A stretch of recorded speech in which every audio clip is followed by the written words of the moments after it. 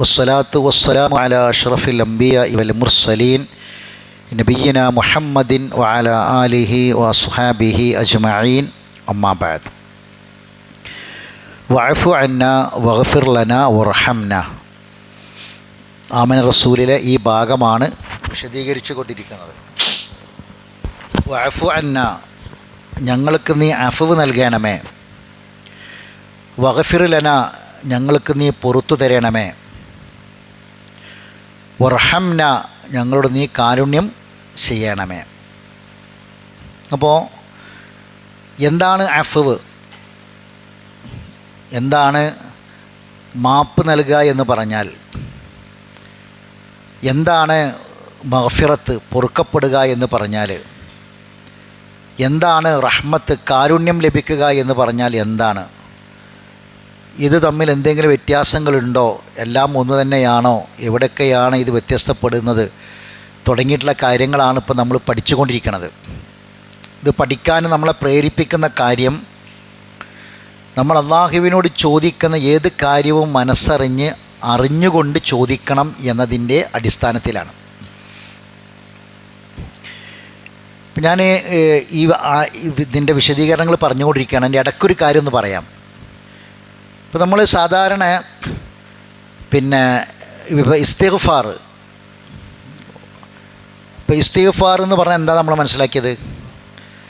പാപങ്ങൾ പൊറുക്കപ്പെടാനുള്ള കാര്യമാണ് ഇസ്തിഗ്ഫാർ, അല്ലേ? പാപങ്ങൾ പൊറുക്കപ്പെടാൻ. അപ്പം നമ്മൾ ഇതേവരെ ഈ പാപങ്ങൾ പൊറുക്കപ്പെടണം എന്ന ഒരു നിയ്യത്തിൽ മാത്രമാണല്ലോ ഇസ്തിഗ്ഫാർ പറഞ്ഞത്, അല്ലേ? പാപങ്ങൾ പൊറുക്കപ്പെടാൻ നബി സല്ലല്ലാഹു അലൈഹി വസല്ലം വല്ല പാപവും ചെയ്തണോ?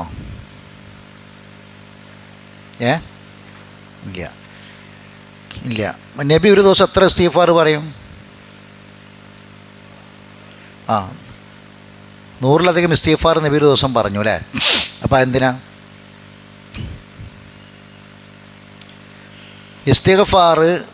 പാപങ്ങൾ ചെയ്തിട്ടുണ്ടെങ്കിൽ പാപങ്ങൾ ചെയ്താലുള്ള പൊറുക്കലിനെ തേടൽ മാത്രമാണ് ഇസ്തിഗ്ഫാർ എങ്കിൽ നബി എന്തിനാണ് ഇസ്തിഗ്ഫാർ ചെയ്തത്?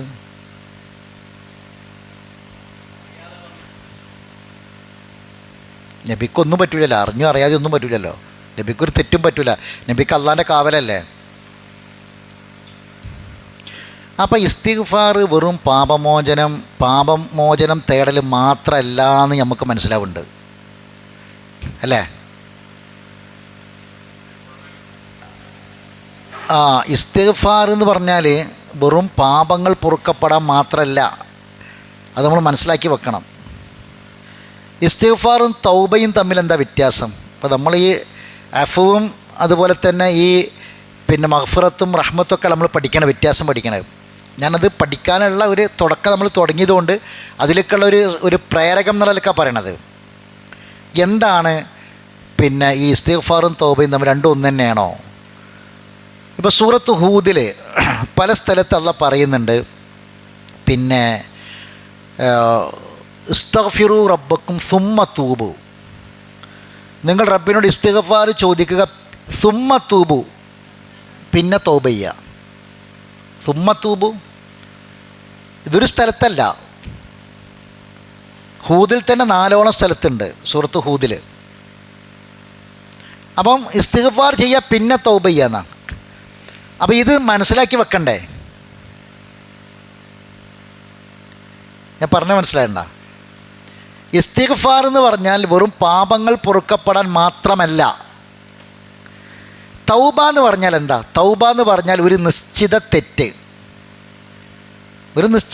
നമുക്ക് പറ്റി, ആ തെറ്റിൽ നമ്മൾ ഖേദിച്ചു മടങ്ങി റബ്ബിനോട് ഇനി അതൊരിക്കലും ആവർത്തിക്കുകയില്ല എന്ന് പറഞ്ഞ് ഖേദിച്ചു മടങ്ങലാണെന്ത്? തൗബ. അതൊരു നിശ്ചിത തെറ്റ്. ആ തെറ്റ് നമുക്കറിയാം, റബ്ബിനും അറിയാം, നമ്മൾ ആ തെറ്റ് ഏറ്റു പറയാണ്. അതാണെന്ത്? തൗബ. ഇസ്തിഗ്ഫാർ എന്ന് പറഞ്ഞാൽ നമ്മൾ മനസ്സിലാക്കേണ്ട ഒരു കാര്യം, പ്രത്യേകിച്ച് ഖുർആനിൽ അല്ലാഹു സുബ്ഹാനഹു വ തആല 3-4 കാര്യങ്ങൾക്ക് ഇസ്തിഗ്ഫാറുമായിട്ട് ബന്ധപ്പെട്ട് പറയുന്നുണ്ട്. ഇപ്പോൾ 1440 എത്രയാണ് ഇപ്പോൾ ഹിജറ പറഞ്ഞത്? 48.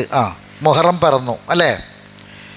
അപ്പോൾ ഓരോ വർഷവും നമ്മൾ ഇപ്പോൾ ഒരു പുതിയ വർഷം പിറക്കുമ്പോൾ നമ്മൾ ആയുസ് നിശ്ചയിക്കപ്പെട്ട വർഷമാണല്ലോ. നമ്മൾ ആയുസ് ജനുവരി ഫെബ്രുവരി ഒന്നും അല്ലല്ലോ, 2025 26 ഒന്നും അല്ലല്ലോ ആയുസ് ഏതാണ്? ഈ ഹിജറ വർഷമാണ്, മാസമാണ്. അപ്പോൾ ആ നിലക്ക് നമ്മൾ ചിന്തിക്കുമ്പോൾ നമുക്കൊരുപാട് മനസ്സിൽ ആശങ്കകളുണ്ട്. പുതിയ വർഷം പിറക്കുമ്പോൾ കഴിഞ്ഞ വർഷം പോലെ തന്നെ ആകുമോ ഈ വർഷം?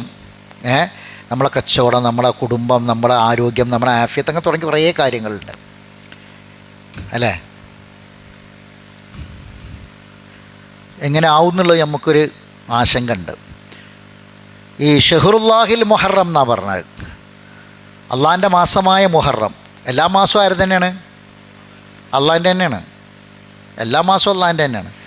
പക്ഷേ മുഹറത്തിനെ പറ്റി പ്രത്യേകം പറഞ്ഞു, അള്ളാഹിൻ്റെ മാസം, അള്ളാഹുവിൻ്റെ മാസമായ മുഹറം, പവിത്രമായ മാസം എന്നാണ്. എന്താ മുഹറം എന്ന് പറഞ്ഞാൽ? എന്നാൽ നമ്മളെ നാട്ടിലെ ആൾക്കാർക്ക് എന്തിനാ കൂടുതൽ താല്പര്യം എന്നറിയോ? ഈ മാസം ആകെ ഒരു നെഹസിൻ്റെ മാസമാക്കാനാ, ഒരു ഗുണമില്ലാത്ത മാസം. ഇപ്പം നമ്മളെ ചില ആൾക്കാരൊക്കെ ഈ ഓൺലൈൻ മൂല്യന്മാരുണ്ടല്ലോ, മുഫ്തിമാർ, അതിൽപ്പെട്ട ചില ആൾക്കാരൊക്കെ ഇത് ചൊവ്വാഴ്ച ആയി കിട്ടിയാൽ കഴിച്ചില്ലാന്ന് വിചാരിച്ചിന്. കുറച്ച് കൂട്ടി പറയാനേ, മുഹറം 1 ചൊവ്വാഴ്ച ആണെങ്കിൽ ലോകത്തിങ്ങനെ തന്നെ ഭയങ്കര ഇനി ചൊവ്വാഴ്ച ഒന്നായി കിട്ടാൻ വേണ്ടിയിട്ട് പല ആൾക്കാരും നോമ്പുറ്റിന് ചൊവ്വാഴ്ച ആക്കി കിട്ടാൻ. അപ്പോൾ മുഹറം ആവും കൂടി ചൊവ്വാഴ്ചയും കൂടി ആയാലും പിന്നെ കണക്കായി, പിന്നെ മൂല്യന്മാർക്കാണ് പറയാനേ. അപ്പോൾ അള്ളാഹുവിൻ്റെ പവിത്രമായ മാസം എന്നാണ് മുഹറം എന്ന് പറഞ്ഞാൽ അല്ലേ? അപ്പോൾ അതിലൊരു നെഹ്സുമില്ല. പിന്നെ നമുക്ക് ചിലതൊക്കെ ഇങ്ങനെ അനുഭവപ്പെടും. എങ്ങനെ? ചില കാര്യങ്ങളൊക്കെ ഇങ്ങനെ കുട്ടികൾക്കൊന്നും അസുഖം, തുടങ്ങണ കച്ചവടമൊക്കെ പൊളിഞ്ഞു പോവുക, ഒക്കെ നഷ്ടത്തിൽ, ഒരു ഗുണം കിട്ടണില്ല.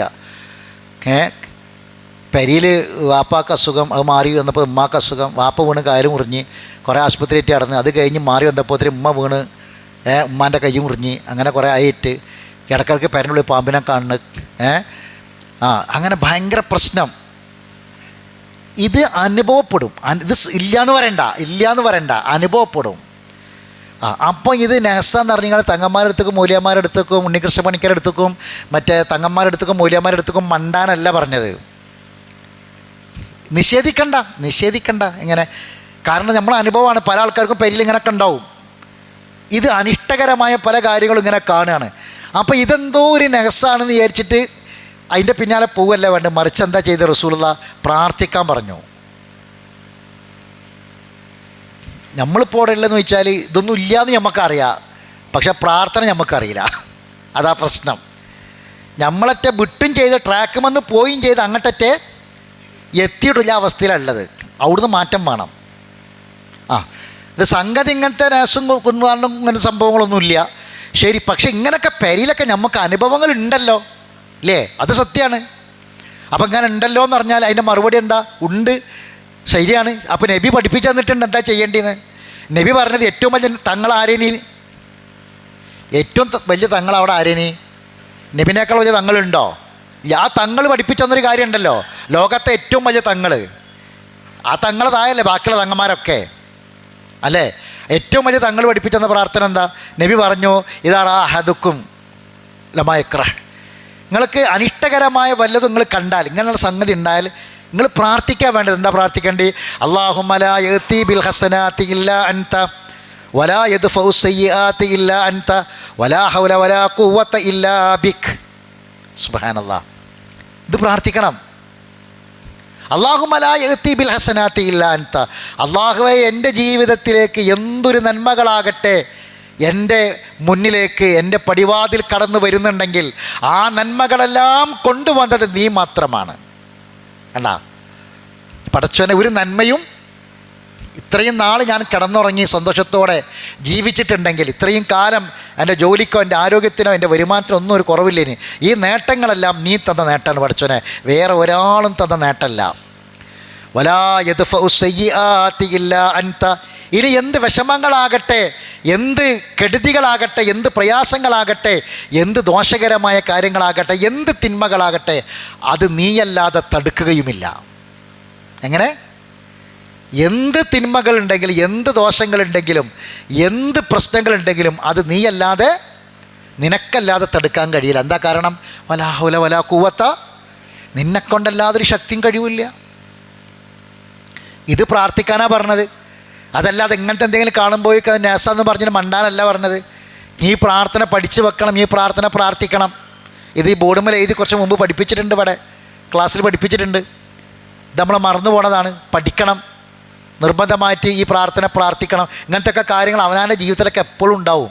ഇനി അവനാനിതൊന്നും ഉണ്ടായില്ലായിരിക്കുക, അവനാൻ ഇങ്ങനത്തെ പ്രശ്നമൊന്നും ഇല്ലായിരിക്കുക, എന്നാലും പ്രാർത്ഥിക്കേണ്ടെന്നാണോ പഠിക്കേണ്ടെന്നാണോ? അല്ല, പിന്നെന്താ? നമ്മൾ അയൽപക്കത്തുണ്ടാകും, കുടുംബത്തിലുണ്ടാകും, നമുക്ക് ഏറ്റവും വേണ്ടപ്പെട്ട ആൾക്കാർക്കൊക്കെ ഉണ്ടാകുമ്പോൾ നമ്മളോട് സങ്കടം പറയും. എന്നും ഇങ്ങനെയാണ്, ആശുപത്രിയിൽ നിന്ന് ഇങ്ങോട്ട് നീച്ച നേരമില്ല, ഒഴിഞ്ഞ നേരമില്ല, എന്നും ആശുപത്രിയിൽ തന്നെയാണ്, എന്നും ഓരോരുത്തർക്കും ഓരോ രോഗമാണ്, ഇങ്ങനെയൊക്കെ പറയും. എന്തേ പറ്റിയെന്നറിയില്ല എന്ന് പറയുമ്പോൾ നമ്മൾ പറയണെന്ത്? ഒരു കാര്യം ചെയ്താളാ, ഈ പ്രാർത്ഥന പ്രാർത്ഥിക്കേണ്ടിയെന്ന് പറഞ്ഞു കൊടുത്താൽ അത് കേൾക്കുന്ന ഓർക്കൊരു സമാധാനമാണ്, പറഞ്ഞു കൊടുക്കുന്നത് നമുക്കും വലിയൊരു പ്രതിഫലമാണ്, അല്ലേ? ഇതാണ് വേണ്ടത്. ശരി, അപ്പോൾ ഞാൻ പറഞ്ഞു വന്ന കാര്യം എന്താണെന്ന് ചോദിച്ചാൽ,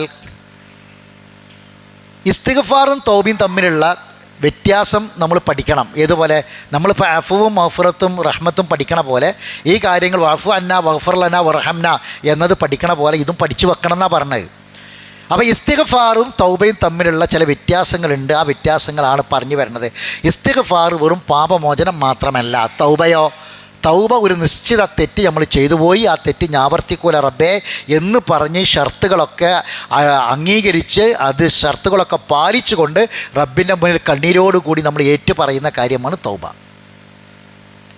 ഇസ്തിഗ്ഫാർ നമ്മൾ തെറ്റും ചെയ്തിട്ടില്ലെങ്കിലും പറയണം. എങ്ങനെ? ഒരു തെറ്റും ചെയ്തിട്ടില്ലെങ്കിലും പറയണം. എന്താ കാരണം എന്നറിയോ? ഖുർആനിൽ അല്ലാഹ് പറയാണ്, 2-3 സ്ഥലത്ത് കാണാം. ഒന്ന്, ഇപ്പോൾ നമുക്ക് ഇപ്പോൾ മുഹറം പറന്നു, അപ്പോൾ ഇനി കൊല്ലം പിന്നിട്ടു, ഇനി കൊല്ലം ഒരു കൊല്ലം കഴിഞ്ഞാൽ പിന്നെ എന്താ വയസ്സ് കൂടിയെന്നല്ലേ, അല്ലേ? ആ വയസ്സനായി എന്നല്ലേ, മരണത്തിലേക്ക് അടുക്കാന്നല്ലേ. അതിനേക്കാൾ അപ്പുറം ഒരു കാര്യം കൂടി ഉണ്ട്. മരണത്തിലേക്ക് അടുക്കൽ മാത്രമല്ല, അതിനേക്കാളും ഡേഞ്ചർ ഒരു കാര്യം ഉണ്ട്. എന്താ? അമലുകൾക്കുള്ള അവസരം കുറയുന്നു. എന്താണ്? അമൽ ചെയ്യാനുള്ള അവസരം കുറയുന്നു. അതാണ് സഹാബത്തൊക്കെ മരിക്കുന്ന സമയത്തൊക്കെ അറിഞ്ഞത്. അതുകൊണ്ടാണ് നിങ്ങൾക്ക് രാത്രി തഹജ്ജുദ് നിസ്കരിക്കാൻ കഴിയില്ലല്ലോ, പകൽ നോമ്പ് എടുക്കാൻ കഴിയില്ലല്ലോ എന്നൊക്കെ പറഞ്ഞ് കരയാനുള്ള കാരണം അതാ. ശരി, അവിടെക്കട്ടെ. അപ്പോൾ ഞാൻ പറഞ്ഞു വന്നത്, നമുക്ക് ഒരു പക്ഷേ നമ്മളെ കച്ചവടം നഷ്ടത്തിലേക്ക് പോകാം, ചിലപ്പോൾ ലാഭമാകാം, അല്ലേ? ഇപ്പോൾ നമ്മൾ അങ്ങനെയൊക്കെ ചെയ്യുമ്പോൾ ഫുൾ എന്തെങ്കിലും ലാഭം പ്രതീക്ഷിച്ച് നമ്മൾ അത് അറിഞ്ഞ് നമ്മൾ പൈസ ഒന്നും അങ്ങനെ വല്ലാതെ കൊണ്ടുപോയിട്ട് ഇൻവെസ്റ്റ് ചെയ്യുന്നില്ല. നല്ലോണം ആലോചിച്ച് ചിന്തിച്ചിട്ടൊക്കെ തന്നെ ചെയ്യുള്ളൂ, അല്ലേ? അപ്പോൾ ചിലപ്പോൾ കച്ചവടത്തിൽ ലാഭം ഉണ്ടാകാം, കുടുംബത്തിലൊരു പക്ഷേ സമാധാനം ഉണ്ടാവാം, കല്യാണം കഴിച്ച് കുട്ടികളില്ലാത്ത മക്കൾക്കൊക്കെ ചിലപ്പോൾ കൊല്ലം കുട്ടികളുണ്ടാകാം, സന്തോഷമാകാം, ഇതൊക്കെ മുന്നിലേക്ക് പോകാം. പക്ഷെ ഒരു കാര്യം ഉറപ്പായിട്ടും ബാക്കിലേക്ക് വരും. അതെന്താ? ഒരു കാര്യം ഇപ്പോൾ ഈ ഇരിക്കണം നമുക്കൊക്കെ ഒരു കാര്യം ബാക്കിക്കാം. അതെന്താ? ആഫിയത്ത്. ആഫിയത്തിന് ആരോഗ്യം എന്ന് മാത്രം അർത്ഥം പറയണ്ട. ആഫിയത്ത് ശരിക്കും ആരോഗ്യം മാത്രമൊന്നുമല്ല, ബാക്കിക്ക് വരും. കഴിഞ്ഞ കൊല്ലത്തെ ആരോഗ്യം ഇക്കൊല്ലം കിട്ടണമെന്നില്ല, അല്ലേ? എന്തിനാ ഇപ്പം മെക്സവനിൽ പോകണത്? ഇപ്പം എന്തിനാ? ഇത് കൂടുന്നന്നേരം പിന്നെ പോകേണ്ട കാര്യമില്ലല്ലോ, കൂടുന്നത് കുറക്കാൻ പോകുന്നല്ലോ, ആണോ? അല്ല. അപ്പോൾ ഓരോ കൊല്ലം കൂടുമ്പോൾ നമുക്കിങ്ങനെ കുറഞ്ഞ് വരികയാണ്, അല്ലേ? അപ്പോൾ അത് കൂടിക്കിട്ടണം. അപ്പോൾ ആരോഗ്യം ഒരു പക്ഷേ നമുക്ക് കൂടിക്കിട്ടണമെന്നില്ല. ആരോഗ്യം വയസ്സാകുന്നതിനനുസരിച്ച് എന്ത് ചെയ്യും? കുറഞ്ഞ് അത് ആ വരവ് ഒന്ന് സ്പീഡ് കുറക്കാമെന്ന് മാത്രമാണ്. ഈ മെക്സവനൊക്കെ പോകുമ്പോഴുള്ള ഗുണം എന്താ? അതിൻ്റെ തൊള്ളിയിൽ വരുന്ന ഒരു എക്സസൈസ്. ഞാൻ അതിൻ്റെ പരസ്യം എന്ന് പറയണ്ട, ഞാനതിന് പോലൊന്നുമില്ല. അപ്പോൾ ഞാനീ പറഞ്ഞെന്താണെന്ന് വെച്ചാൽ, നമ്മൾ ചെയ്യുന്ന എക്സസൈസുകളും ഭക്ഷണ കൺട്രോളിങ്ങും ഒക്കെ പെട്ടെന്ന് അതിലേക്ക് വരണമെന്ന് എന്ത് ചെയ്യും? നമ്മളെ തടയുന്ന മാത്രമേ ഉള്ളൂ. എന്തായിരുന്നാലും യുവത്വത്തിലേക്ക് ഒരിക്കലും എന്ത് ചെയ്യൂല, തിരിച്ചു പോകൂല എന്നുള്ള കാര്യം ഉറപ്പാണ്, അല്ലേ? ഇങ്ങനെ വരും. അപ്പോൾ ആഫിയത്ത് കൂടണം. ആഫിയത്ത് എന്ന് പറഞ്ഞാൽ എന്താ നിങ്ങൾ? അത് വെറും ഒരു ആരോഗ്യമാണെന്ന് വിചാരിക്കേണ്ട. ആഫിയത്ത് എന്ന് പറഞ്ഞാൽ പരലോകത്തേക്ക് നന്മ ചെയ്യാനുള്ള മാനസിക ശാരീരിക സൗഖ്യമാണ്. മനസ്സിലായിട്ടില്ല? ഞാനൊരു ഉദാഹരണം പറഞ്ഞുതരാം. രാവിലെ സുബീൻ്റെ മുമ്പ് എഴുന്നേൽക്കണം. ഉറക്കുന്ന ഒരാൾക്ക് എഴുന്നേൽക്കാൻ തോന്നണമെങ്കിൽ ആരോഗ്യമുള്ളതുകൊണ്ട് അയാൾക്ക് എഴുതാക്കാൻ പറ്റുമോ? അല്ല, ആരോഗ്യമുള്ള ഒരാളാണെന്ന് വിചാരിക്കുക. ആരോഗ്യമുള്ള ഒരാളാണെന്ന് വിചാരിച്ചിട്ട് ആ സമയത്ത് എഴുന്നേൽക്കാൻ കഴിയുമോ? ഇല്ല. അതേ സമയത്ത് ആരോഗ്യമില്ലാത്ത ഒരാളാണെങ്കിൽ ആഫിയത്ത് ഉണ്ടെങ്കിൽ നീക്കും. തഹജ്ജുദ് നിസ്കരിക്കാനും സുബഹിക്ക് ജമാഅത്തിന് പോകാനും വേണ്ടി നീക്കും. മനസ്സിലായില്ല? സുബഹിക്ക് നീക്കാത്തവരൊക്കെ ആഫിയത്തില്ലായിട്ട് ആരോഗ്യമില്ലായിട്ടാണോ? അല്ല, പിന്നെന്താണ്? സുബഹിക്ക് നീക്കാത്തവരൊക്കെ ആഫിയത്തില്ലാത്തതുകൊണ്ട്, ആരോഗ്യമില്ലാഞ്ഞിട്ടല്ല, ആഫിയത്തില്ലാത്തതുകൊണ്ടാണ്. ആഫിയത്ത് എന്ന് പറഞ്ഞാൽ എന്ത് ചെയ്യണം? അതാണ് നബി സല്ലല്ലാഹു അലൈഹി വസല്ലം പറഞ്ഞത്, ആഫിയത്ത് നിങ്ങൾ ധാരാളം ചോദിച്ചോളി. കാരണം ആഫിയത്തിനോളം നിങ്ങളെ യക്കീന് ശേഷം, മരണത്തിന് ശേഷം നിങ്ങൾക്ക് ഹൈറായ വേറെ ഒന്നും ഒരാൾക്ക് നൽകപ്പെട്ടിട്ടില്ല എന്നാ. യക്കീന് മരണത്തിന് ശേഷം ആഫിയത്തിനോളം. എന്താ കാരണം? മരണത്തിന് ശേഷമുള്ള രക്ഷപ്പെടലാണെന്ത്? ആ രക്ഷപ്പെടാനുള്ള പ്രവർത്തനങ്ങൾ ചെയ്യാനുള്ള മാനസികവും ശാരീരികവുമായിട്ടുള്ള ആരോഗ്യമാണെന്ത്? ആഫിയത്ത്. ആഫിയത്താണ് വെറും ആരോഗ്യം നമ്മൾ പറയണ്ട, അത് സിഹത്താണ്. സിഹത്ത് നമ്മൾ ആരോഗ്യം എന്ന് പറയാം. അത് 2 കിലോമീറ്റർ നടക്കാനും 6 കിലോമീറ്റർ ഓടാനും ചാടാനും ഒക്കെ ഉള്ള ആരോഗ്യം. അങ്ങനെ ആരോഗ്യം ഉണ്ടായിട്ട് കാര്യമില്ല. ആഫിയത്ത് ഉണ്ടെങ്കിൽ സുബഹിക്ക് നീക്കാൻ കഴിയുള്ളൂ. ഞാൻ പറഞ്ഞ മനസ്സിലായി? ആരോഗ്യമുള്ളവർക്ക് എന്ത്, ആഫിയത്തില്ലാത്തവനക്ക് എന്ത് ചെയ്യുക? സുബീൻ്റെ മുമ്പ് ലോകകപ്പ് കാണാം, 2 മണിക്കും 3 മണിക്കൊക്കെ നീച്ച് വേൾഡ് കപ്പ് കാണാം. വേൾഡ് കപ്പ് കാണാൻ എന്ത് വേണ്ട? ആഫിയത്ത് ആവശ്യമില്ല. എന്ത് മതി? സിഹത്ത് മതി. അതിൻ്റെ മുന്നിൽ ഇങ്ങനെ ഉറക്കം വരാതിരിക്കാനുള്ള. അതേപോലെ സുബഹിക്ക് നീക്കണമെങ്കിൽ എന്ത് വേണം? ആഫിയത്ത് വേണം. അതാണ് വ്യത്യാസം. അപ്പോൾ മനസ്സിലായില്ലേ? ലോകകപ്പ് കാണാൻ സിഹത്ത് മതി, സുബഹിക്ക് നിസ്കരിക്കാൻ പള്ളിക്കൊക്കെ എന്ത് വേണം? ആഫിയത്ത് വേണം. അപ്പോൾ മനസ്സിലായില്ലേ? അതുകൊണ്ട് നമ്മൾ വ്യത്യാസം. അപ്പോൾ ആഫിയത്ത് ധാരാളമായി അത് കിട്ടാനുള്ള ഒരു ഉപാധിയാണ് എന്ത് അറിയോ? ഇസ്തിഗ്ഫാർ എന്നുള്ളത്. ഇസ്തിഗ്ഫാർ കേവലം പാപമോചനം മാത്രമല്ല. ഇപ്പോൾ ഖുർആനിൽ അല്ലാഹു തആല വിശദീകരിക്കുന്നുണ്ട്. പിന്നെ അനിസ്തഗ്ഫിറു റബ്ബക്കും, നിങ്ങൾ ഇസ്തിഗ്ഫാർ ചെയ്യേ, യുമത്തിഉക്കും മതാഅൻ ഹസന, നല്ല വിഭവം നിങ്ങൾക്ക് നൽകും. ഇസ്തിഗ്ഫാർ ചെയ്താൽ എന്ത് നൽകും? നല്ല വിഭവം. അവിടെ മത്തായിനർത്ഥം ശാരീരിക മാനസിക സൗഖ്യം എന്ന ആഫിയത്താണ് അവിടെ ഉദ്ദേശിക്കുന്നത്. ഹസനൻ, നല്ലത്. നല്ലതിനുള്ള ആഫിയത്ത് അള്ളാഹു നിങ്ങൾക്ക് ചെയ്യും, നൽകും. ഒന്ന്. പിന്നെ അള്ളാഹ് പറഞ്ഞു പോയി, യസിദുക്കും ഖുവ്വത്തനിലാ ഖുവ്വത്തിക്കും, നിങ്ങൾക്ക് ശക്തിയിലേക്ക് ശക്തി ചേർത്ത് തരും. ശക്തിയിലേക്ക് ശക്തി. ആ ശക്തി വെറും കായിക ശക്തി ആണെന്ന് വിചാരിക്കണ്ട. പിന്നെന്താണ്? അമൽ ചെയ്യാനുള്ള മാനസികവും ശാരീരികവും ഒക്കെയായ ശക്തി. ആ ഖുവ്വത്തിലേക്ക് കൂടുതൽ ഖുവ്വത്ത് നൽകും. നമുക്ക് എപ്പോഴാണ് നമ്മൾ തളരുക അറിയങ്ങൾ? നമ്മൾ ശരീരത്തിന് വലിയൊരു പിന്നെ ആരോഗ്യമൊക്കെ കുറവുണ്ട് വെച്ചാൽ നമ്മൾ തളരൂല. തളരൽ എപ്പോഴാണെന്ന് വെച്ചാൽ നമ്മൾ മാനസികമായിട്ട് നമുക്ക് പ്രയാസം വരുമ്പോഴാണ് തളരുക. അപ്പോൾ ഒരു രോഗം കൊണ്ട് മാനസികമായി തളർന്ന രോഗത്തിനുണ്ടാകുന്ന സൈഡ് എഫക്റ്റിനേക്കാൾ ഗൗരവം എന്തായിരിക്കും? മാനസികമായിട്ട്. ഇപ്പോൾ ഒരു നല്ലോണം ഓടിച്ചാടി നടന്നൊരു മനുഷ്യന് പെട്ടെന്നൊരു പനി വന്ന് ആശുപത്രി കൊണ്ട് ടെസ്റ്റ് നടത്തിയപ്പം ഡോക്ടർ പറഞ്ഞു ക്യാൻസറാണെന്ന് പറഞ്ഞു. അതോടുകൂടി എന്തായി? അയാളത് തിരിച്ചറിയില്ലെങ്കിൽ വേണമെങ്കിൽ 2 കൊല്ലം കൂടി മൂപ്പർ എന്ത് ചെയ്യും? വേണമെങ്കിൽ ഇതിൽ ഓടിക്കോളും മൂപ്പര്. ഇത് തിരിച്ചറിഞ്ഞോടുകൂടി എന്തായി? മാനസികമായിട്ട് തളർന്നു പോയി. പിന്നെ ഈ രോഗത്തിനേക്കാൾ കൂടുതൽ ഇയാളെ തളർത്തൽ ഈ അവസ്ഥയാണ്. അപ്പോൾ അള്ളാഹ് പറയാണ്, ആഫിയത്ത് എന്ന് പറഞ്ഞാൽ ആഫിയത്തുള്ളവൻ അതുകൊണ്ടൊന്നും തളരൂല. അവൻ എന്ത് ഉണ്ടാവും? ആ രോഗമാണോ? ഓക്കെ, രോഗം അള്ളാഹ് തന്ന പരീക്ഷണമാണ്. അതിൻ്റെ പാപങ്ങൾ പൊറുക്കപ്പെടാനാണ്. എനിക്ക് പഠിച്ചു തന്നൊരു അവസരം, തൗബ ചെയ്യാൻ കേച്ചു പറഞ്ഞ അവസരമാണ്. അത് ഖുവ്വത്തനിലാ ഖുവ്വത്തിക്കും, ശക്തിയിലേക്ക് കൂടുതൽ ശക്തി പകരും. നോക്കി നിങ്ങൾ, ഇസ്തിഗ്ഫാറിനുള്ള ഗുണമാണ്. കുറേ ഉണ്ട്. വേറെ സ്ഥലത്ത് പറഞ്ഞത്, നിങ്ങൾ ഇസ്തിഗ്ഫാർ ചെയ്യുകയാണെങ്കിൽ യുർസിൽ സമാഅലൈക്കും മിദ്റാറ, നിങ്ങൾക്ക് നല്ല മഴ കിട്ടും എന്ന് പറഞ്ഞ്. സമൃദ്ധമായ മഴ. എന്തിൻ്റെ മഴ ഒരുപാട് കാര്യങ്ങൾക്കുള്ള ദൃഷ്ടാന്ത. ഈ ലോകത്തും പരലോകത്തേക്കുള്ള ദൃഷ്ടാന്തങ്ങൾ എമ്പാടുമാണ്. നല്ല മഴ കിട്ടും. ദുനിയാവത്ത് മാത്രം ആയിക്കോളി നിങ്ങൾ. നല്ല മഴ കിട്ടിയ ഒരു മഴക്കാലത്തെ പിറ്റത്തെ വേനൽക്കാലം എങ്ങനെയായിരിക്കും? ഉഷാറായിരിക്കും അല്ലേ? ധാരാളം മക്കൾ നൽകും, സമ്പത്ത് നൽകും എന്നുള്ള പറയാ. ഇസ്തിഗ്ഫാർ ചെയ്താലുള്ള ഗുണമാണ് പറഞ്ഞത്. ഇങ്ങനെ അങ്ങ് എടുത്തു നോക്കി, ഇസ്തിഗ്ഫാർ ചെയ്താൽ കിട്ടുന്ന ഗുണങ്ങൾ ഓരോന്നായിട്ട് അതെടുത്ത് പറയുന്നുണ്ട്. അപ്പോൾ ഇസ്തിഗ്ഫാർ എന്തിന് മാത്രമല്ല, പാപം മോചിച്ചിട്ട് മാത്രമല്ല, നമുക്ക് ദുനിയാവിൽ ആഫിയത്തും നമുക്ക് ആരോഗ്യവും നമ്മളെ മനസ്സിന് സന്തോഷവും സമാധാനവും നമ്മളെ മനസ്സിനുള്ള കെൽപ്പും ശക്തിയൊക്കെ കിട്ടാനുള്ളതാണ്. അപ്പോൾ വ്യത്യാസം മനസ്സിലായില്ലേ? ഇതേപോലെ അഫുവും ഈ പിന്നെ ഇസ്തിഗ്ഫാറും മഗ്ഫിറത്തിന് തേടലും മർഹമത്തിന് തേടലും റഹ്മത്തും എല്ലാം വ്യത്യസ്തമായി നിൽക്കുന്നു. അത് നമ്മൾ പഠിക്കാൻ എവിടെയൊക്കെയാണ് വിഷയങ്ങൾ വരുന്നത് എന്നുള്ളത്. അഫുവിൽ ചില കാര്യങ്ങൾ നമുക്ക് അള്ളാഹുവുമായിട്ട് ബന്ധപ്പെട്ട് നമ്മൾ അള്ളാഹുടെ അഫുവ് ചോദിക്കുമ്പോൾ ചില കാര്യങ്ങൾ അഫുവായിട്ട് നമ്മൾ ചെയ്യാത്തത് പറഞ്ഞിട്ട് കാര്യമൊന്നും ഉണ്ടാവില്ല. അങ്ങനത്തെ ചില വിഷയങ്ങൾ വരുന്നുണ്ട്. അതാണ് ഈ അഫുവും ഈ വിഷയങ്ങൾ തമ്മിലുള്ള വ്യത്യാസം എന്ന് പറഞ്ഞത്. ശരി, അപ്പോൾ കഴിഞ്ഞ ക്ലാസ്സിൽ നമ്മൾ വായിച്ച ആയത്ത് ഏതായിരുന്നു?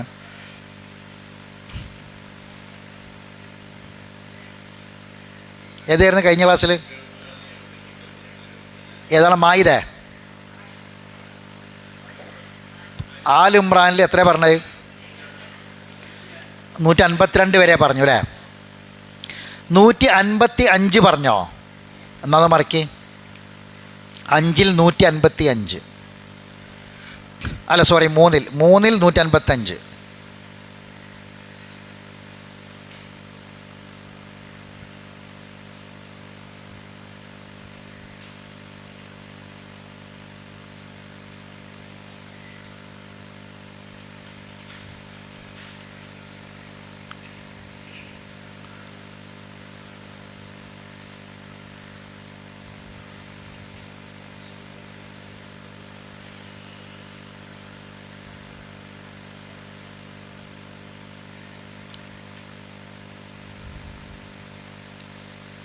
വായിക്കേ. ഇന്നല്ലദീന തവല്ലൗ മിൻകും യൗമൽ തഖൽ ജംആനി ഇന്നമ സ്തസല്ലഹുമുശ് ശൈത്വാനു ബിബഅദി മാ കസബു വലഖദ് അഫല്ലാഹു അൻഹും ഇന്നല്ലാഹ ഗഫൂറുൻ ഹലീം. ഉഹദ് യുദ്ധവുമായി ബന്ധപ്പെട്ട് നമ്മൾ കഴിഞ്ഞ ക്ലാസ്സിൽ എന്തൊക്കെ പറഞ്ഞില്ലേ അല്ലേ? ഇതുമായിട്ട് ബന്ധപ്പെട്ട് തന്നെ ഈ 2 സംഘങ്ങൾ ഒരുമിച്ച് കൂട്ടുമുട്ടിയ ആ യുദ്ധത്തിൻ്റെ ദിവസം ചില ആളുകൾ പിന്തിരിഞ്ഞു ഓടി. തീർച്ചയായും ഇന്നമസ്തസല്ലഹുമുശ് ശൈത്വാനു ബിബഅദി മാ കസബു, അവർ പിന്നെ ചെയ്ത പ്രവർത്തനങ്ങൾ കാരണമായി ശൈത്താൻ അവരെ വഴിതെറ്റിക്കുകയാണ് ചെയ്തത്. വലഖദ് അഫല്ലാഹു അൻഹും, അള്ളാഹു തീർച്ചയായും അവർക്ക് മാപ്പ് നൽകിയിരിക്കുന്നു. ഇന്നല്ലാഹ ഗഫൂറുൻ ഹലീം, അള്ളാഹു പൊറുക്കുന്നവനും സഹനശീലനുമാണ്. അപ്പോൾ ഇവിടെ നമുക്ക് അഫ്വ് കിട്ടേണ്ട പ്രധാനപ്പെട്ട ഒരു വിഷയമാണ് ശൈത്താനുമായി ബന്ധപ്പെട്ട് നമ്മൾ പ്രവർത്തിച്ചു പോകുന്ന കാര്യങ്ങൾ. നമ്മളെ തിന്മകളൊക്കെയും ശൈത്താൻ നമ്മളെക്കൊണ്ട് ചെയ്യിക്കണ തന്നെയാണ്. എന്നാൽ ചില കാര്യങ്ങൾ പിന്നെ ഇതുപോലെയുള്ള ചില കാര്യങ്ങൾ ഒരു സംഗതിക്ക് ചെന്നിട്ട് ശ്രദ്ധിക്കണേ, ചെന്നിട്ട് പിന്നെ പിന്തിരിഞ്ഞു പോരുക. ഇവരെന്തിനാ പോയത്? അള്ളാഹുവിൻ്റെ മാർഗത്തിൽ യുദ്ധം ചെയ്യാനാണ് പുറപ്പെട്ടു പോണത് അല്ലേ? അപ്പോൾ പോയാൽ എന്താ സംഭവിക്കുക? അള്ളാഹിൻ്റെ മാർഗത്തിൽ ജീവൻ കൊടുക്കേണ്ടി വരും, മരിക്കേണ്ടി വരും. അങ്ങനെ മരിച്ചാൽ കിട്ടാൻ പോകുന്നത് എന്താ? വമ്പിച്ച പ്രതിഫലമാണ് കിട്ടാൻ പോകുന്നത്, ഷഹീദിൻ്റെ പദവിയാണ് കിട്ടാൻ പോണത് അല്ലേ? അങ്ങനെ അതിൻ്റെ മുന്നിൽ വരെ എത്തിയിട്ട് ചില ആൾക്കാരെന്താക്കി? ബേക്കൊക്കെ തന്നെ തിരിഞ്ഞു പോന്നു. ഇത് ആര് പറ്റിച്ച പണിയാണ്? ശൈത്താൻ പറ്റിച്ച പണിയാണ്. നമ്മുടെയൊക്കെ ജീവിതത്തിൽ യുദ്ധം മാറ്റിച്ചാൽ നിങ്ങൾ നമുക്കിപ്പോൾ ഇല്ലല്ലോ. നമ്മൾ ഒരു മഹത്തായ ഒരു കാര്യം ഉദ്ദേശിച്ച് ഭയങ്കരമായൊരു പ്രതിഫലം കാക്ഷിച്ച് അള്ളാഹുവിൻ്റെ പ്രതിഫലം ആഗ്രഹിച്ചുകൊണ്ട് നമ്മൾ ഇറങ്ങി പുറപ്പെട്ടു പോയ ഒരു വഴിയിൽ നിന്ന് നമ്മൾ വീണ്ടും തിരിച്ച് പിന്നിലേക്ക് നടക്കുക എന്ന് പറഞ്ഞാൽ അള്ളാഹുവിൻ്റെ മാപ്പ് തന്നെ കിട്ടേണ്ട വിഷയമാണ്, അഫ്വ് കിട്ടേണ്ട വിഷയമാണ്. ഓരോ കാര്യങ്ങൾ അങ്ങനെയാണ്. മാപ്പ് തന്നെ കിട്ടിയേ പറ്റുള്ളൂ. ഇപ്പോൾ നമ്മൾ അള്ളാഹുവിൻ്റെ ഒരു ഭവനം ഉണ്ടാക്കണം എന്ന് വിചാരിച്ചു, ഒരു നെയ്യത്ത് വെച്ചു, ഒരു നല്ലൊരു കാര്യം നമ്മൾ ഉദ്ദേശിച്ചു, നമ്മൾ അതിലേക്ക് വേണ്ടി ഇറങ്ങി. അപ്പം അള്ളാഹു സ്വർഗത്തിലൊരു വീടുണ്ടാക്കി തരുന്നൊരു സംഗതിയാണ്. നമ്മൾ എന്ത് ചെയ്തു? അതിന് ഭൗതികമായ പല തടസ്സങ്ങളും കാരണങ്ങളൊക്കെ ഉണ്ടായപ്പോൾ നമ്മൾ എന്താക്കിയതിന് നമ്മൾ പിന്നോട്ടടിച്ചു, നമ്മൾ ബാക്കിലേക്ക് പോന്നു. ഒരു പക്ഷേ നമ്മൾ അതിനൊക്കെ നമ്മൾ തൃണവൽക്കരിച്ച് മുന്നോട്ട് പോയിരുന്നെങ്കിൽ എന്ത് കിട്ടുമായിരുന്നു? ഒരു വമ്പിച്ച പ്രതിഫലം നമ്മളെ തേടി സ്വർഗത്തിലൊരു കൊട്ടാരം വീട് കിട്ടുക എന്ന് പറഞ്ഞാൽ അതാണ് നമ്മൾ നഷ്ടപ്പെടുത്തി കളഞ്ഞത് അല്ലേ?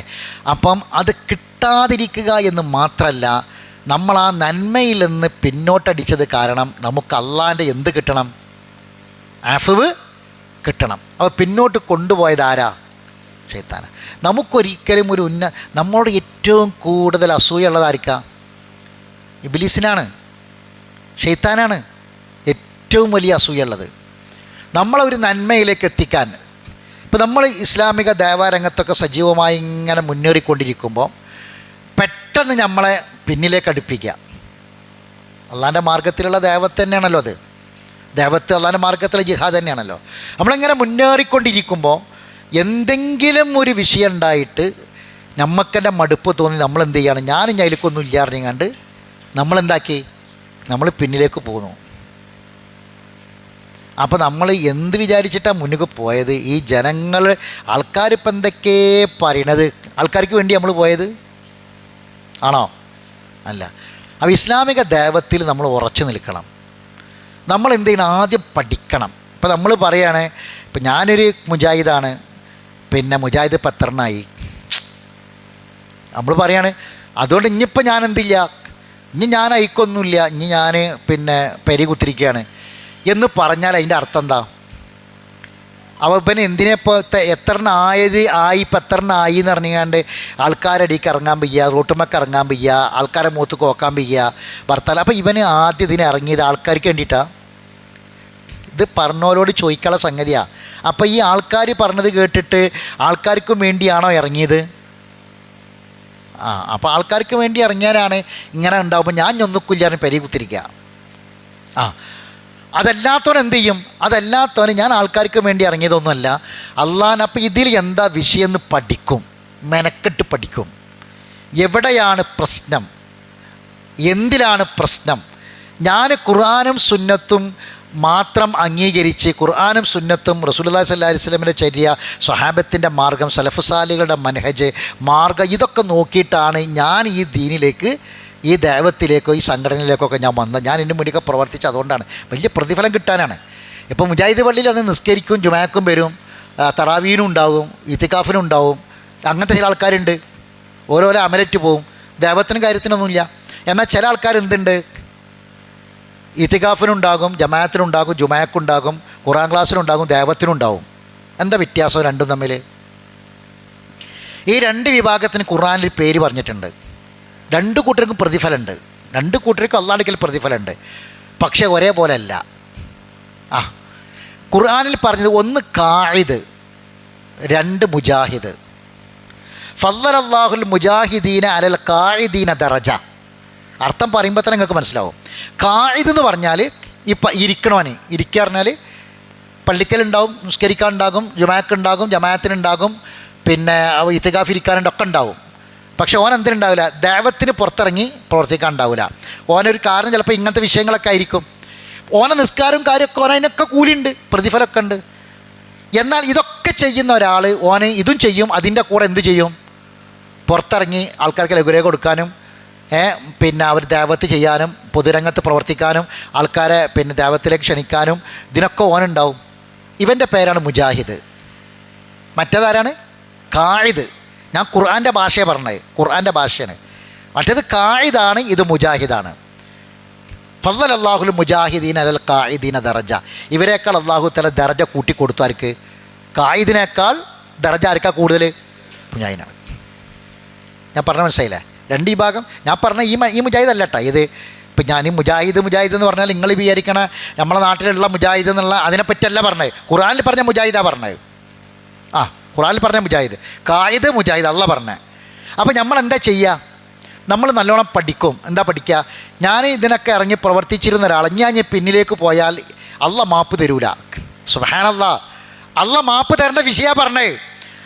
അള്ള മാപ്പ് തരേണ്ട വിഷയമാണ് പറഞ്ഞത്. ഞാനിനി ഇതിലേക്ക് ബാക്കിലേക്ക് പോയാൽ എനിക്ക് അള്ള മാപ്പ് തരൂല, മാപ്പ് തരൂല, അഫ്വ് തരൂല. അങ്ങനെ തന്നെ പഠിച്ചു വെക്കണം കേട്ടോ. ഞാൻ ബാക്കിലേക്ക് നിന്നാൽ അള്ള മാപ്പ് തരൂല. ചില ആൾക്കാരുണ്ട് മെമ്പർഷിപ്പ് എടുക്കും, മീറ്റിങ്ങിനും വരില്ല, യോഗത്തിനും വരില്ല. അങ്ങനത്തെ ചില ആൾക്കാരുണ്ട്. അള്ള മാപ്പ് തരുമോ? മാപ്പ് തരില്ല. ഏതെങ്കിലുമൊക്കെ ഒരു ദേവാരംഗത്ത് നമ്മൾ പ്രവർത്തിക്കണ അവസ്ഥ ഉണ്ടാകണം. എല്ലാവർക്കും എല്ലായിടത്തും പറ്റിക്കൊള്ളുന്നൊന്നുമില്ല. മനസ്സിലായി പറഞ്ഞേ. ഇപ്പം ഈ ജനങ്ങൾക്കൊക്കെ പോയി പൊതുപ്രഭാഷണങ്ങളും അതുപോലെ തന്നെ ക്ലാസ്സുകളൊക്കെ എടുക്കുന്ന പണ്ഡിതന്മാരായ ആൾക്കാരൊക്കെ ഉണ്ടാവും. ഓർക്കൊന്നും ചിലപ്പോൾ എന്താവണമെന്നില്ല. ഇപ്പം ഞായറാഴ്ച ഓർക്ക് പ്രസംഗങ്ങളും കാര്യങ്ങളൊക്കെ ഉണ്ടാകുമ്പോൾ ഞായറാഴ്ച ഒരു സംഘടനാ മീറ്റിംഗ് ചിലപ്പോൾ ഓർക്ക് പങ്കെടുക്കാൻ പറ്റിക്കോളും. പക്ഷേ അവർ വേറെ രംഗത്ത് ദേവാരംഗത്തുണ്ട്, പ്രവർത്തിക്കുന്നുണ്ട്. ചിലപ്പോൾ പ്രസംഗിക്കാനും ഇതാക്കാനൊന്നും കഴിയാത്ത ആൾക്കാർ ഇവിടെ ഉണ്ടാവും. അവർ സംഘടനാ രംഗത്തൊക്കെ ഉണ്ടാവും. ഇവർക്ക് സൗകര്യങ്ങൾ ചെയ്തു കൊടുക്കാനും ആൾക്കാരെ കൂട്ടാൻ നോട്ടീസ് അടിക്കാനും പരസ്യപ്പെടുത്താനും സൗകര്യങ്ങൾ ചെയ്തു കൊടുക്കാനൊക്കെ ഓലുണ്ടാവും. ഒക്കെ ഒരേപോലെ. ജിഹാദ് എന്തുകൊണ്ട്? അംവാല് കൊണ്ടും അംഫുസ് കൊണ്ടും ഉണ്ട്. മുതലുകൊണ്ടും ജിഹാദ് ചെയ്യുന്ന ആൾക്കാർ. ചില ആൾക്കാർക്ക് ഇതിലൊന്നും കഴിയില്ല. ഓലെന്ത് ചെയ്യും? ഒരു പരിപാടി ഉണ്ടല്ലോ, ഞാൻ എൻ്റെ പൈസ തരാം, നിങ്ങൾ ഇത് പരിപാടി നടത്തിക്കോളി എന്ന് പറയും. അത് മുതലോടുള്ള ജിഹാദാണ്. ചില ആൾക്കാർക്ക് പൈസ ഉണ്ടാവില്ല കീശയിൽ. ഓല് ബെഞ്ച് പിടിക്കാനും ഡെസ്ക് പിടിക്കാനും മൈക്ക് സെറ്റ് ഏൽപ്പിക്കാനും പെർമിഷൻ എടുക്കാനൊക്കെ ഉണ്ടാവും. അത് ശരീരം കൊണ്ടുള്ളതാണ്. ഞാൻ പറഞ്ഞത് മനസ്സിലാണ്ട് നിങ്ങൾക്ക്? ബാക്കോട്ട്. അപ്പോൾ എന്താ വേണ്ടതെന്ന് അറിയാം, നിങ്ങൾ പഠിക്കണം ശരിക്ക്. നമ്മൾ ബാക്കൊക്കെ നിൽക്കല്ല, പെരി കുത്തിരിക്കല്ല വേണ്ടത്. കാരണം വലിയൊരു ദർജ നമുക്ക് പഠിച്ചോൻ നിശ്ചയിച്ചൊരു ദർജ ഇല്ലാതായി പോവാണ്. അപ്പോൾ നമ്മൾ എന്ത് ചെയ്യണം? നമ്മൾ നല്ലോണം ആലോചിക്കണം. ആലോചിച്ചിട്ട് പഠിക്കുക വിഷയം. എവിടെയാണ് പ്രശ്നമുള്ളത്? ഇപ്പോൾ ചില ആളുകൾ പറയുന്നു, ഇപ്പോൾ കുറച്ച് പുതിയ ആൾക്കാർ അവർ ജിന്നിനോട് വിളിച്ച് പ്രാർത്ഥിക്കുന്നു, ജിന്നിനെ ഇബാദത്ത് ചെയ്യുന്നു, അവർ ജിന്നിനെ പൂജിക്കുന്നു, അവർ ജിന്നിനെ ആരാധിക്കുന്നവരാണ് എന്നൊക്കെ പറയുമ്പോൾ, ഇതിപ്പോൾ ഈ കഴിഞ്ഞ മസ്ജിദുൽ ഹുദയിൽ ഇതിൻ്റെ അപ്പുറത്തും ഇപ്പുറത്തും നിന്നീനെ ഇപ്പുറത്ത് ഇതിനെ ബൗട്ടിയാക്കാനെ പറ്റിയാണ് ഇപ്പോൾ ജിന്ന് പൂജിക്കണമെന്ന് പറഞ്ഞത്. അപ്പോൾ ഇത്ര കാലമായിട്ട് അപ്പോൾ ബൗട്ടിയാക്കാട് ചോദിക്കല്ലേ, ബൗട്ടിയാക്ക നിങ്ങൾ ഇന്ന് ജിന്നിനെ പൂജിക്കാൻ പോയിന്ന് ചോദിച്ചൂടെ? പ്രശ്നം തീർന്നോ? ഞങ്ങൾക്ക് പറഞ്ഞ മനസ്സിലാണില്ല. പറഞ്ഞ മനസ്സിലാകണ്ട. ഒരു ഉദാഹരണം പറഞ്ഞാണ്, ഞാനത് ഓപ്പണായിട്ട് പറയാണ്. അവൻ പറയാണ് ഇങ്ങനെ ജിന്നിനെ ആരാധിക്കുന്നു, ജിന്നിനോട് വിളിച്ച് പ്രാർത്ഥിക്കുന്നു, ജിന്നിനെ പൂജിക്കുന്നു, ഇങ്ങനെ ചെയ്യുന്നുണ്ട് എന്ന് പറയണം. അപ്പം ആരെപ്പറ്റി ഈ പറയണത്? ആരെപ്പറ്റിയാണ് പറഞ്ഞത്? അപ്പോൾ ഇപ്പോൾ ഇന്നെപ്പറ്റി പറഞ്ഞു. അപ്പോൾ മസ്ജിദുൽ ഹുദയിൽ 10-14 കൊല്ലത്തോളം ഖുത്ബ പറഞ്ഞാണ് ഞാൻ മിമ്പർമേൽ. ആ മിമ്പർമേൽ ഖുത്ബ കേട്ട ആൾക്കാരുണ്ടാവും. അപ്പോൾ ഈ കേട്ട ആൾക്കാർക്ക് ആലോചിക്കാം, കുഞ്ഞാലിമദനി ഏത് ഖുത്ബയിലാണ് അവിടെ ജിന്നിനെ വിളിച്ച് പ്രാർത്ഥിക്കണം, ജിന്നിനെ ആരാധിക്കണം, ജിന്നിനെ ആരാധിച്ചാൽ കുഴപ്പമൊന്നുമില്ല, ജിന്നിനോട് വിളിച്ച് പ്രാർത്ഥിച്ചാൽ കുഴപ്പമൊന്നുമില്ല, ജിന്നിനെ പൂജിക്കുക, ജിന്നിനെ പൂജിക്കുന്നവരാ, ജിന്നിനെ പൂജിക്കണം എന്ന് ഏത് ഖുത്ബയിലാണ് പറഞ്ഞത്? അപ്പോൾ എവിടെയും പറഞ്ഞിട്ടില്ല. ശരി, ഇപ്പം മൂപ്പർക്ക് അങ്ങനെ വല്ല വാദമുണ്ടോ? ഇപ്പോൾ മൂപ്പര് ഹയാത്തിലുണ്ടല്ലോ, മരിച്ചിട്ടില്ലല്ലോ. ചോദിച്ചോക്കല്ലോ, നിങ്ങൾ ജിന്നിനെ വിളിച്ച് പ്രാർത്ഥിക്കാൻ പറഞ്ഞോ, ജിന്നിനെ ആരാധിക്കാൻ പറഞ്ഞിക്കണോ? അപ്പോൾ ഈ ക്ലാസ്സിൽ ഇപ്പോൾ നിങ്ങളെല്ലാവരും വരുന്നുണ്ട്. ഇവിടെ എല്ലാവരും ഉണ്ട്. ഇവിടെ എല്ലാ വിഭാഗത്തിൽപ്പെട്ട ആൾക്കാരും ഉണ്ട്, വരുന്നുണ്ട്. അപ്പോൾ ഇവിടെ അപ്പോൾ ഇത്രയും ക്ലാസ്സിൽ ഞാനൊരു 10-15 ക്ലാസ്സിൽ അവിടെ പോയി. ഇതുവരെ അങ്ങനെ ഒരു ക്ലാസ്സിൽ അങ്ങനെ ഒരു ജിന്നിനെ വിളിച്ച് പ്രാർത്ഥിക്കണം, ആരാധിക്കണം, ദുആ ചെയ്യുക, അവരോട് പ്രാർത്ഥിക്കുക, സഹായം ചോദിക്കുക, കുഴപ്പമൊന്നുമില്ല എന്ന് ഇന്നേ വരെ പറഞ്ഞിട്ടില്ലല്ലോ. ഹക്കും ബാത്തിനും അറിഞ്ഞൂടെ? സത്യവും അസത്യവും തിരിച്ചറിഞ്ഞൂടെ? വെളിച്ചം വ്യക്തമായി നമ്മളെ മുന്നിലില്ലേ? അപ്പോൾ എന്ത് ചെയ്യണം? അപ്പോൾ എവിടെയോ ഒരു കളവുണ്ടല്ലോ, ആരോ ഒരു കളവ് പറയുന്നുണ്ടല്ലോ, എവിടെ ഒരു കളവുണ്ടല്ലോ, അത് നമുക്ക് ബോധ്യപ്പെടും. ആ ബോധ്യപ്പെട്ടാൽ എന്തിൻ്റെ കൂടെ നിൽക്കാം? സത്യത്തിൻ്റെ കൂടെ നിൽക്കാം. എന്നിട്ട് നോക്കുക അവിടെ ദേവത്തുണ്ടോ, ആ സത്യത്തിൻ്റെ കൂടെ ദേവത്തുണ്ടോ. ശരി, നമുക്കൊന്ന് പോയി നോക്കുക, അവരെ പ്രസംഗം ഒന്ന് കേൾക്കാൻ പോയി നോക്കുക. എന്നിട്ട് ആ പ്രസംഗത്തിൽ എവിടെയാണ് ഈ വിഷയം പറഞ്ഞു നോക്കുക. നമുക്ക് ജിന്നിനെ വിളിച്ച് പ്രാർത്ഥിക്കാൻ ആരാധിക്കാൻ പറയണ്ടോ? ശരി, അവിടെ എവിടെ ഇത് കേൾക്കണില്ല. അപ്പോൾ ഇസ്ലാമിക ദേവത്ത് അവിടെ നടക്കുന്നുണ്ട്. അള്ളാഹനെ മാത്രമേ വിളിച്ച് പ്രാർത്ഥിക്കാവൂ. അള്ളാഹുവിനുള്ള സങ്കടവും വേവലാതിയും അല്ലാത്തവരോട് പറയാൻ പാടില്ല. ജാറങ്ങളിലേക്കും മക്ബറകളിലേക്കും സങ്കടം ബോധിപ്പിക്കാൻ പോകാൻ പാടില്ല. ഷിർക്ക് മഹാപാപാണ്. ഇതന്നെയാണ് പോലും പറയണത്. ദേവത്ത് അവൾ നടത്തണുണ്ട്. ശരി, അത് ബോധ്യപ്പെട്ട് കഴിഞ്ഞാൽ പിന്നെ എന്ത് ചെയ്യണം? ആ ദേവത്തിൻ്റെ കൂടെ നിൽക്കണം. അത് നമുക്ക് വേറെ ആൾ പറഞ്ഞു തരണോ? വേറൊരാൾ പറഞ്ഞു തരേണ്ട കാര്യമില്ല. അപ്പോൾ ഈ പറഞ്ഞ വിഷയം അള്ളാഹുവിൻ്റെ അഫ്വ് കിട്ടേണ്ട കാര്യമാണ്. ഇതൊരു ചെറിയ കാര്യമല്ല, ഒരു വലിയ വിഷയമാണ്. അള്ളാഹുവിൻ്റെ മാർഗത്തിൽ ഷഹീദാകണമെന്ന അത് അത്യുദാത്തമായ ദറജ ആഗ്രഹിച്ചുകൊണ്ട് ഇറങ്ങി പുറപ്പെട്ട ആൾക്കാർ വഴിയിൽ വെച്ച് പല കാരണങ്ങൾ കൊണ്ട് പിന്നിലേക്ക് വലിഞ്ഞു പോയി. അള്ളാഹു അവർക്ക് മാപ്പ് കൊടുത്താൽ മാത്രമേ എന്ത് ചെയ്യുള്ളൂ? അവർ രക്ഷപ്പെടുകയുള്ളൂ. അപ്പോൾ അള്ളാഹുവിൻ്റെ മാപ്പ് കിട്ടേണ്ട കാരണങ്ങളാണ് ഈ പറയുന്നത്. അപ്പോൾ അതുമായി ബന്ധപ്പെട്ട് ഇനി ബാക്കി കാര്യങ്ങൾ അടുത്ത ക്ലാസ്സിൽ പറയാം. ഇവിടെ 2-3 സംശയങ്ങളും ചോദ്യങ്ങളൊക്കെ ഉണ്ട്. അപ്പോൾ അതുകൂടി പറഞ്ഞ് അവസാനിപ്പിക്കാം. ഒന്നാമത്തെ കാര്യം പ്രാർത്ഥനയാണ്. നമ്മുടെ ഒരു സഹോദരൻ പിന്നെ കരൾ രോഗബാധിതനായിട്ട് കിടക്കുന്നുണ്ട്, പ്രാർത്ഥിക്കാൻ പറഞ്ഞിട്ടുണ്ട്. അള്ളാഹു സുബ്ഹാനഹു അദ്ദേഹത്തിന് രോഗശമനം പ്രദാനം ചെയ്യട്ടെ. അത്തരത്തിലുള്ള മാരകമായ എല്ലാ അസുഖം, ഇപ്പോൾ ഈ കരളിൻ്റെ അസുഖങ്ങളൊക്കെ വർദ്ധിച്ച് വരിക, എമ്പാടും കേസുകൾ അങ്ങനത്തെ ഉണ്ട്. കരൾ മാറ്റി വെക്കാൻ പിന്നെ എളാപ്പ ചെറിയ മകനിപ്പോൾ കഴിഞ്ഞ ആഴ്ച സ്വന്തം പാപ്പാൻ്റെ അഞ്ചന്, ആരോഗ്യമുള്ള അഞ്ചന്, എളാപ്പ പിന്നെ ചെറിയൊരു കുട്ടിക്ക് പിന്നെ ജേട്ടൻ്റെ കുട്ടിക്ക് കരൾ കൊടുത്തൊക്കെ സ്വീകരിച്ചു. പക്ഷേ ആ കുട്ടി മരിച്ചുപോയി. അപ്പോൾ കുട്ടി മരിച്ചും ചെയ്ത് കരളിൻ്റെ ഒരു ഭാഗം മറ്റാൾക്ക് പോവുകയും ചെയ്ത്, ഇങ്ങനെ ഒരുപാട് പ്രയാസങ്ങളുള്ള രോഗങ്ങൾ വർദ്ധിച്ചു വരുന്നുണ്ട്. അള്ളാഹു സുബ്ഹാനഹു വ തആല അത്തരം രോഗങ്ങളിൽ നമ്മളെയും നമ്മുടെ മക്കളെയും നമ്മുടെ കുടുംബത്തെ നമ്മുടെ മാതാപിതാക്കളെയും കാത്തുരക്ഷിക്കുമാറാവട്ടെ. മറ്റൊരു കാര്യം, പിന്നെ മുഹറം 10 നോമ്പ് നിയ്യത്ത് ചെയ്ത ഒരാൾക്ക് അസുഖം വന്നാൽ ആ നോമ്പ് പിന്നെ നോറ്റ് വീട്ടിയാൽ മതിയാകും. നമ്മളൊരു കാര്യം നിയ്യത്താക്കിയാൽ, നേർച്ചയാക്കിയാൽ പിന്നെ നമുക്കത് ആ സമയത്ത് കഴിഞ്ഞില്ലെങ്കിൽ പിന്നീട് അത് നിർബന്ധമായി യൂഫുന ബിന്നദർ, ആ നേർച്ച നമ്മൾ എപ്പോഴാണോ നമുക്ക് സൗകര്യം ആ സമയത്ത് ആ നിയ്യത്ത് വെച്ച് നോറ്റ് വീട്ടുകയാണ് വേണ്ടത്. ഞാൻ അതിൻ്റെ കൂടെ ഒരു കാര്യം കൂടി പറയും. ചില ആൾക്കാർ മുഹറം 1 മുതൽ 10 വരെ നോമ്പ് വിൽക്കും. അങ്ങനെ ഒരു പ്രത്യേക നോമ്പില്ല. എന്നാൽ ചില ആൾക്കാർക്ക് ചിലപ്പം ഈ പവിത്രമായ മാസം എന്നുള്ള നിലയ്ക്ക് ചില ആൾക്കാർ പിന്നെ നോമ്പ് നോൽക്കും, കുറേ നോമ്പ് വർദ്ധിപ്പിക്കാം.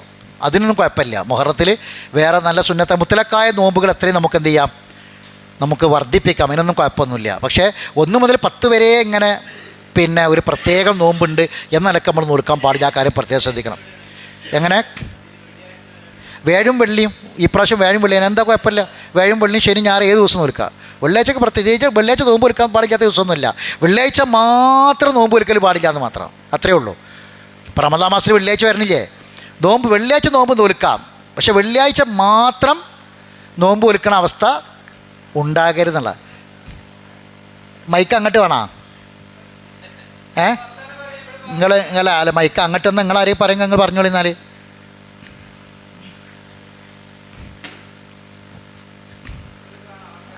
അപ്പോൾ ശ്രദ്ധിക്കുക, 1 മുതൽ 10 വരെ തുടർച്ചയായിട്ടുള്ള നോമ്പ് അങ്ങനെ നമ്മൾ നോൽക്കണ്ട. അങ്ങനെ ഒരാൾ നോറ്റു എന്ന് വിചാരിക്കുക, അങ്ങനെ ഒരു പ്രത്യേകത ഒന്നുമില്ല. എന്നാൽ ഞാൻ ഒരു മുത്തലക്കായ നോമ്പ് നോൽക്കുന്നു വിചാരിച്ച് കുഴപ്പമൊന്നുമില്ല. അതേസമയത്ത് പ്രത്യേകം 1 മുതൽ 10 വരെ നിർദ്ദേശിക്കുക റസൂലിൻ്റെ സുന്നത്തുണ്ട് എന്നുള്ള നിലയ്ക്ക് എന്ത് ചെയ്യാൻ പാടില്ല, പ്രത്യേകം പവിത്രത കൽപ്പിച്ച് നോൽക്കാൻ പാടില്ല.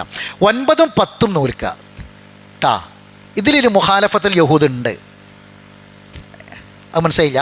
മുഖാലഫത്തുൽ യഹൂദി എന്നത് ഇസ്ലാമിലെ ഏറ്റവും പ്രധാനപ്പെട്ട ഒരു കാര്യമാണ്. ഇപ്പോൾ ഒരാൾ നല്ല താടി വെച്ചു, നല്ല മീശയും വെച്ചാൽ എന്താവൂല, മുഖാലഫത്തുൽ യഹൂദ് ആവൂല. താടി വെച്ചിട്ട് മീശ എന്ത് ചെയ്യണം, ചെറുതാക്കണം. അപ്പോഴെന്താവുള്ളൂ, മുഖാലഫത്തുൽ യഹൂദ് ആവുള്ളൂ. മനസ്സിലാണ്ട് പറഞ്ഞത്. ഇപ്പോൾ ചില ആൾക്കാർ എന്ത് ചെയ്യും, പിന്നെ മറ്റതേപോലെയുള്ള പല കാര്യങ്ങളിലും ഈ ജൂതന്മാരുമായിട്ട് നമ്മൾ വ്യത്യസ്തമാക്കേണ്ട പല കാര്യങ്ങളും വ്യത്യസ്തമാവില്ല. ഇപ്പം പിന്നെ മുഹറത്തിന് നോമ്പ് അങ്ങനത്തെ ഒരു സംഗതിയാണ്, മുഖാലഫത്തുൽ യഹൂദ്. അപ്പോൾ നമ്മൾ ഇപ്പോൾ 10 നോൽക്കുന്ന ആൾക്കാർ എന്തുകൂടി നോൽക്കുക, കാരണം റസൂൽ പറഞ്ഞു 9 ഞാൻ ഉണ്ടെങ്കിൽ ഞാൻ എന്ത് ചെയ്യും, നോൽക്കും. പക്ഷേ റസൂൽ ആയുസ് കിട്ടിയില്ല എന്ന് മാത്രം. അപ്പോൾ 9 നോൽക്കുക. ഇനി ഒരാൾക്ക് 9 നോൽക്കാൻ കഴിഞ്ഞാൽ വിചാരിക്കുക, അപ്പോൾ അയാൾ 11 നോൽക്കണം. എങ്ങനെ 11? 9 നോൽക്കാൻ ഒരാൾക്ക് കഴിഞ്ഞില്ല വിചാരിക്കുക, അപ്പോൾ അയാൾ 10ഉം 11 നോൽക്കുക. ആ രൂപത്തിൽ മുഖാലഫത്തുൽ യഹൂദ് ചെയ്യുക. 2 നോമ്പ് അത് മുഖാലഫത്താവുക എന്നുള്ളതാണ്. അവർ 10 മാത്രം നോറ്റപ്പോൾ റസൂൽ 9 നോൽക്കുമെന്ന് പറഞ്ഞു. അപ്പോൾ നമ്മൾ എന്ത് ചെയ്യണം, ശ്രദ്ധിക്കണം. 10 നോൽക്കുമ്പോൾ അതിൻ്റെ കൂടെ 9 കൂടി നോൽക്കുക. ഇനി 9 കഴിഞ്ഞില്ലെങ്കിൽ എന്ത് ചെയ്യുക, 11 കൂടി നോൽക്കുക എന്നുള്ള കാര്യം പ്രത്യേകം ശ്രദ്ധിക്കുക. പിന്നെ വേറൊരു കാര്യം, മഗ്‌രിബിന് മുമ്പുള്ള സുന്നത്ത് നിസ്കാരമാണ്. മഗ്‌രിബിന് മുമ്പ് 2 റക്അത്ത് സുന്നത്ത് നിസ്കാരം ഉണ്ട്. മഗ്‌രിബിന് മുമ്പ് 2 റക്അത്ത് സുന്നത്ത് നമസ്കാരം പ്രത്യേകം ഹദീസുകളിൽ വന്നതാണ്, പ്രബലമായ സുന്നത്താണ്. മഗ്‌രിബിന് മുമ്പ് 2 റക്അത്ത് നിസ്കാരം. എന്നാൽ ആ നിസ്കാരം എന്താക്കണ്ട, സ്ഥിരമായിട്ട് ചെയ്യുന്നൊരവസ്ഥയിലേക്ക് കൊണ്ടുപോകേണ്ട കാര്യമില്ല. ആ നിസ്കാരം സുന്നത്താണ്. മഗ്‌രിബിന് മുമ്പ് 2 റക്അത്ത് എന്തുണ്ട്, സുന്നത്ത് നമസ്കാരം. റവാത്തിബ് സുന്നത്തില്ല, ഇല്ലല്ല. റവാത്തിബ് സുന്നത്തല്ലാത്ത സുന്നത്തുണ്ടല്ലോ നിസ്കാരത്തിന് മുമ്പ് ശേഷമുള്ളത്. അപ്പോൾ അതിൽപ്പെട്ട സുന്നത്താണ് എന്ത്, മഗ്‌രിബിന് മുമ്പ് 2 റക്അത്ത് സുന്നത്ത് നമസ്കാരം ഉണ്ട്. അത് ഹദീസിൽ വന്നതാണ്, നിസ്കരിക്കാവുന്നതാണ്, പ്രതിഫലം കിട്ടുന്ന കാര്യമാണ്, അംഗീകരിച്ച കാര്യം, ഷറയിലുള്ള കാര്യമാണ്. ഇത്രയും കാര്യങ്ങളാണ് ഇപ്പോൾ സംശയവുമായിട്ട് ബന്ധപ്പെട്ട്. നിസ്കരിക്കാം അയാൾക്ക് നിസ്കരിക്കണം, കുഴപ്പമൊന്നുമില്ല. അതേ സമയത്ത് അതൊരു റവാത്തിബ് സുന്നത്ത് എന്ന നിലയ്ക്ക് ചെയ്യേണ്ട കാര്യമില്ല എന്നർത്ഥം. അതാ പറഞ്ഞത്. ഇനി മറ്റൊരു കാര്യം, നാളെ മഗ്‌രിബിന് ശേഷം എടക്കടപ്പുറം പള്ളിയിൽ വെച്ച് ശിഹാബ് അടക്കരുടെ ക്ലാസ് ഉണ്ടായിരിക്കും. എല്ലാവരും പങ്കെടുക്കുക. സ്ത്രീകൾക്ക് സൗകര്യം ഉണ്ടായിരിക്കും. നല്ല ക്ലാസ് ആയിരിക്കും. ദീന് പഠിക്കാൻ ആഗ്രഹിക്കുന്ന ആൾക്കാരൊക്കെ ആ ക്ലാസ്സിൽ പങ്കെടുക്കണം എന്ന് ഓർമ്മപ്പെടുത്തുകയാണ്. ഇൻഷാ അല്ലാ അള്ളാഹു സുബ്ഹാനഹു വ തആല എല്ലാ നന്മകളിലും പങ്കാളികളാകാൻ നമുക്കെല്ലാവർക്കും തൗഫീഖ് പ്രദാനം ചെയ്യുമാറാവട്ടെ. അറിവില്ലായ്മ കൊണ്ട് നാളത്തെ ഇവിടുത്തെ ക്ലാസ് ഉണ്ടായിരിക്കും ഇൻഷാ അല്ലാ. നമ്മൾ അറിവില്ലായ്മ കൊണ്ട് വന്നുപോയ തെറ്റുകുറ്റങ്ങളൊക്കെ അള്ളാഹു നമുക്ക് വിട്ടുപുറത്ത് മാഫാക്കി തരട്ടെ. മരണപ്പെട്ടവർക്ക് അള്ളാഹു മഗ്ഫിറത്തും റഹ്മത്തും പ്രദാനം ചെയ്യട്ടെ. അള്ളാഹു സുബ്ഹാനഹു വ തആല നമ്മളെ മക്കളെ സാലിഹായ മക്കളാക്കി തീർക്കട്ടെ. നമ്മളെ കുടുംബത്തിൽ അള്ളാഹു മനസ്സമാധാനം പ്രദാനം ചെയ്യട്ടെ. ഈ ഹിജറ വർഷം 1448 പിറന്നു. ഈ വർഷം നമുക്ക് ഏറ്റവും കൂടുതൽ അള്ളാഹുവിലേക്ക് അടുക്കാനുള്ളൊരു വർഷമാക്കി അള്ളാഹു മാറ്റിത്തരട്ടെ. അള്ളാഹു ഇഷ്ടപ്പെടുന്ന കർമ്മങ്ങൾ ധാരാളമായി ചെയ്യാനുള്ള തൗഫീഖ് അള്ളാഹു പ്രദാനം ചെയ്യട്ടെ. അതിന് വേണ്ട ശാരീരികമായ ആഫിയത്തും ആരോഗ്യവും അള്ളാഹു ഈ വർഷത്തിൽ നമുക്ക് പ്രദാനം ചെയ്യട്ടെ. എന്തെങ്കിലും രോഗങ്ങളും അസുഖങ്ങളും ഒക്കെ വരാനുണ്ടെങ്കിൽ റഹ്മാനായ റബ്ബ് അവൻ്റെ മഹത്തായ ഫദ്ൽ കൊണ്ട് ആ രോഗങ്ങളിൽ നിന്നെല്ലാം അള്ളാഹു നമുക്ക് കാവലിനെ പ്രദാനം ചെയ്യുമാറാവട്ടെ. റബ്ബനാ തഖബ്ബൽ മിന്നാ ഇന്നക അന്ത സമീഉൽ അലീം വതുബ് അലൈനാ ഇന്നക അന്ത തവ്വാബുർ റഹീം വആഖിറു ദഅവാനാ അനിൽ ഹംദുലില്ലാഹി റബ്ബിൽ ആലമീൻ സുബ്ഹാനക അല്ലാഹുമ്മ ബിഹംദിക അഷ്ഹദു അല്ലാ ഇലാഹ ഇല്ലാ അൻത അസ്തഗ്ഫിറുക വഅതൂബു ഇലൈക്.